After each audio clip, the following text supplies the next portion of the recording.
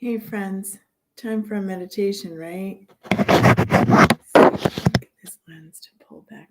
Oh, it's just a tiny little.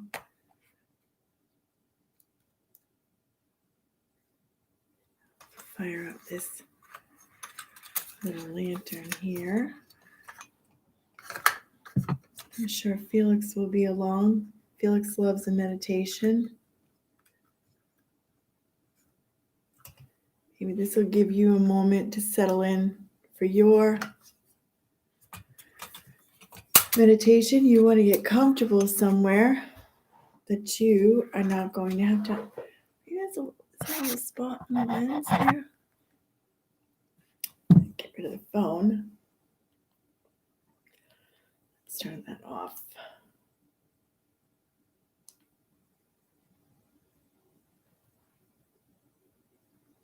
Power off.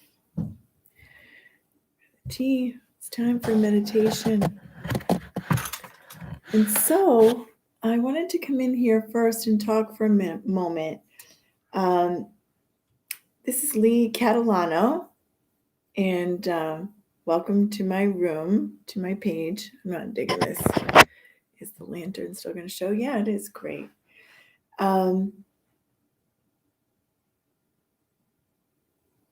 I really wanted to come in here and meditate tonight.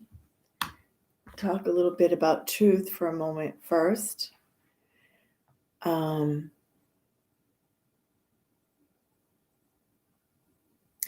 Every day, Joel Goldsmith says, we don't live on yesterday's manna. And what that means is no matter what you did to get your mind straight in truth, yesterday doesn't count. It only counts what we do today. And that Jesus Christ himself never stopped meditating. And even on the day that he was crucified, he went out into the garden and meditated 3 times. So as you're listening to me talk, I am going to, right now, I like sitting on the floor here. I'm relaxing my shoulders and I just uncrossed my ankles. So start relaxing, because the further we can get away from our awareness of the body and any tension we might be feeling, then we are crossing over into the 4th dimension, which is above the world.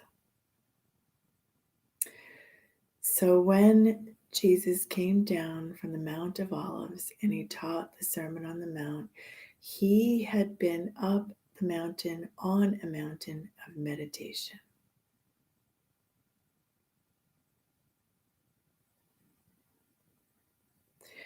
So we relax our shoulders, start getting those shoulders. Just let them go loose. Feel your arms soften all the way down to your hands. Let go of any facial expression.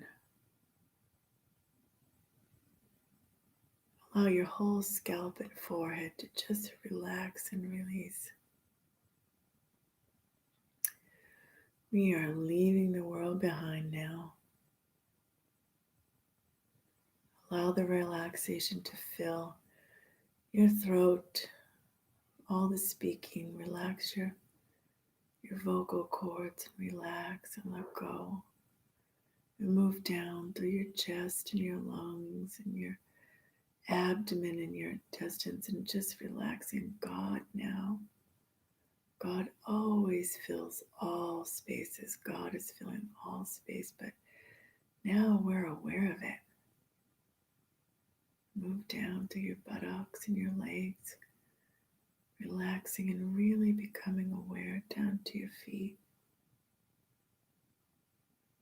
There is no second creation. We're now leaving the world of the senses. We're leaving it behind. We're moving together into truth, into the world of spirit.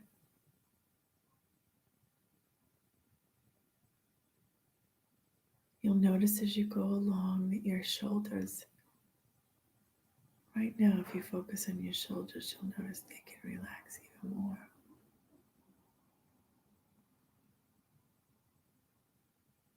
God fills all space of the computer, my face, the lantern, it's all God.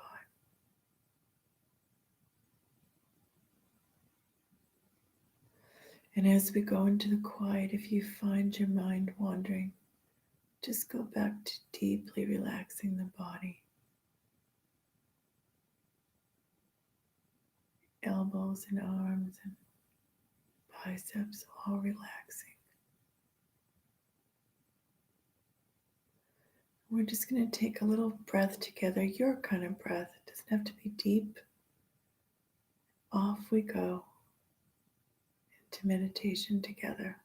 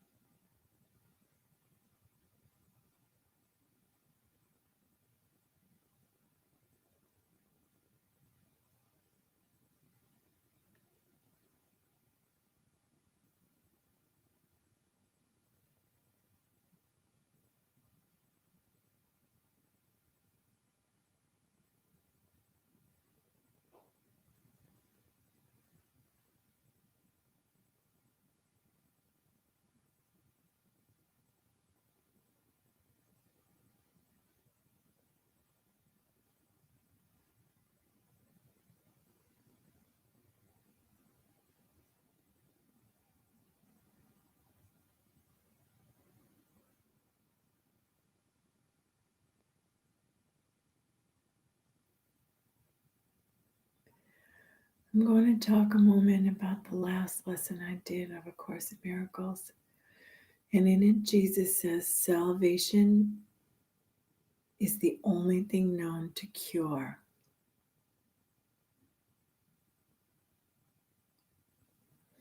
Salvation is innocence. It's perceiving innocence in our brother. And in that perception of our brother's innocence, no matter what the five senses are showing us, that innocence is the truth about our brother. And as we're willing to see that innocence without reservation, without selection, when we are willing to perceive that innocence, we begin to heal and experience our own. That is the atonement. Only salvation, and salvation is the knowledge of our innocence, the experience of our innocence, is known to cure, because until we receive salvation for ourselves, we'll just bounce around to other situations and we'll think that this is a cure because we got a divorce and now we have a new partner. But then we start projecting the guilt there, or we start projecting it at work, or we start becoming more compulsive and overspending. The only thing known to cure anything that ails anyone in a relationship, in a compulsion, in any of it, is salvation, is our innocence. And that's why Jesus walked around. He was in a state of his innocence.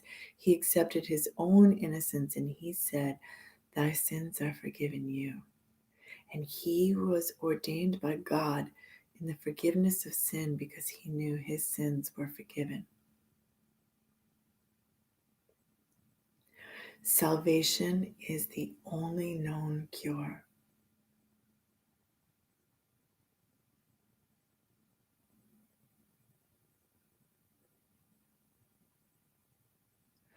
Through salvation, we are released from guilt. We return to the original creation in the Garden of Eden. There is no second creation. The false second creation is all about the five sense world and its guilt, and it's only about the projection of guilt. And once we no longer have that guilt in our mind that we're projecting, we experience the light in the real world all over the place. We're no longer in this world. We walk it, but we're no longer in it.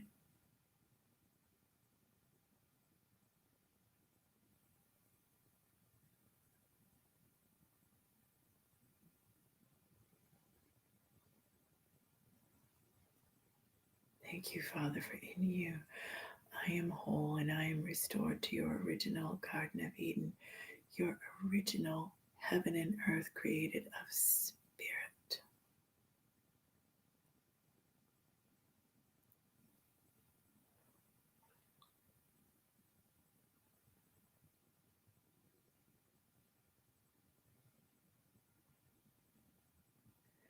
And only the love was ever real, and only every loving word you've ever spoken, whoever is listening to me, only every loving word you have ever spoken is real, and the rest in God doesn't exist at all, and you are forgiven.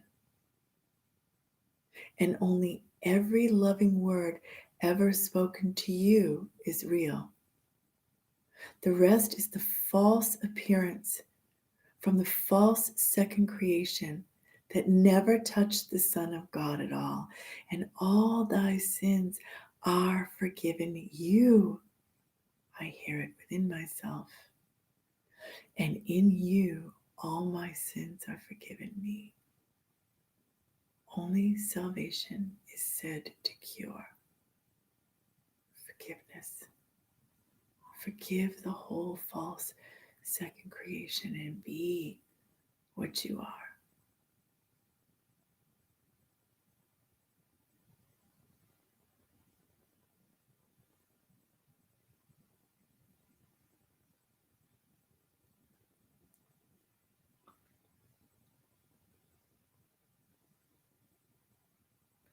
All thy sins are forgiven you.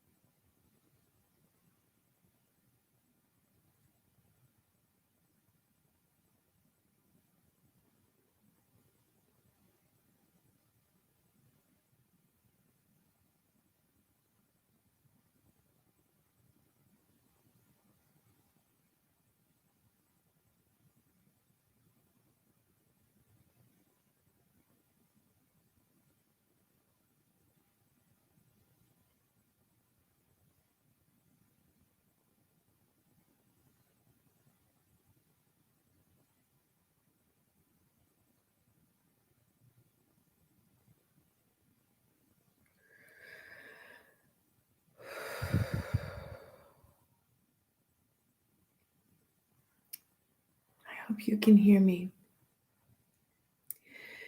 You can think of the worst relationship you feel you've ever had. Can you feel your part in it?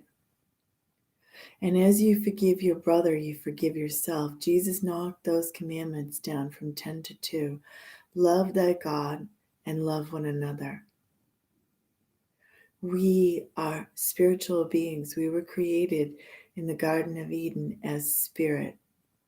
And that second creation into physicality, into the five senses, was in order that we suffer condemnation and sin, sickness and death, and it's all a lie. And anything that you've ever done, anything that you've ever said that was not love was not real. Jesus Christ in the Course says only the love was ever real. And the atonement means looking at your part in every relationship and really seeing that only the love was ever real.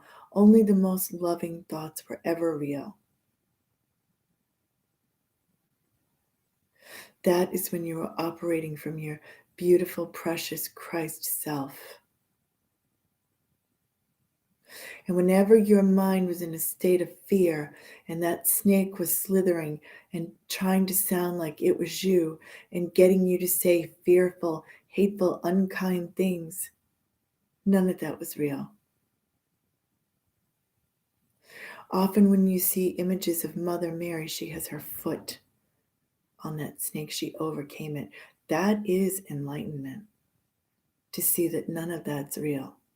It's literally not real. And that's forgiveness. That's true forgiveness. Looking beyond this world of the five senses and everything in it. My kingdom is not of this world, said the Master. My thoughts are not your thoughts. My thoughts are not your thoughts.